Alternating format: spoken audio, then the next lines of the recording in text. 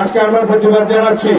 রাজশাহীতে আমাদের বোনদের উপরে অত্যাচার করেছে, তাদেরকে জুতা পেটা করেছে, প্রহার করেছে একটি ধর্মীয় গোষ্ঠী, একটি ধর্মের নাম ব্যবহার করে যারা রাজনীতি করে তারা। আমি নাম না নিলেও পত্রিকার অন্তরে আপনারা অবশ্যই জানেন। জাহাঙ্গীরনগর বিশ্ববিদ্যালয়ের একজন শিক্ষিকা, তিনি কথা বলার জন্য, টক শোতে কথা বলার জন্য তার বিরুদ্ধে মামলা দায়ের করা হয়েছে। বাংলাদেশে একটি আদেশ জারি করা হয়েছে, রাষ্ট্রপতির আদেশ, এবং একই সাথে জুলাই জাতীয় সনদ সহ সেই আদেশের উপরে গণভোট অনুষ্ঠানের জন্য আহ্বান করা হয়েছে। আমরা আমাদের দলের পক্ষ থেকে বলেছি, জুলাই জাতীয় সনদ যেভাবে স্বাক্ষরিত হয়েছে সেটা আমরা প্রতিপালনে প্রতিশ্রুতিবদ্ধ, অঙ্গীকারাবদ্ধ।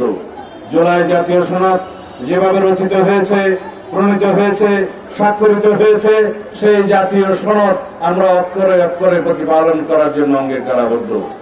এর বাইরে চাপিয়ে দেয়া, জবরদস্তিমূলক আর যে কোনো প্রস্তাব যদি দেয়া হয় সেটা জনগণ বিবেচনা করবে। গণভোটের মাধ্যমে একই দিনে জাতীয় সংসদ নির্বাচনের দিনে জনগণের সম্মতি গ্রহণের জন্য যে প্রস্তাব করা হয়েছে সেটাকে আমরা স্বাগত জানিয়েছি। কারণ এটা ব্যয় সাশ্রয়ী, এটা সময় সাশ্রয়ী, এটা বিভিন্ন রকমের আয়োজনের সাশ্রয়ী, এবং এটা সুবিধাজনক। বেশি ভোটারদের অংশগ্রহণের মধ্য দিয়ে তারা মতামত দিতে পারবে। তবে এটা আমাদের মনে রাখতে হবে, গণভোটের মধ্য দিয়ে আইন প্রণয়ন করা হয়ে যাবে না, গণভোটের মধ্য দিয়ে সংবিধান সংশোধন হয়ে যাবে না। তার জন্য যে অবশ্যই জাতীয় সংসদ গঠিত হতে হবে। সেই জন্য জাতীয় সংসদ নির্বাচনের পুনরাবৃত্তি করেছেন তিনি 15 ফেব্রুয়ারির প্রথমার্ধে, সেজন্য তাকে আমরা সাধুবাদ জানিয়েছি।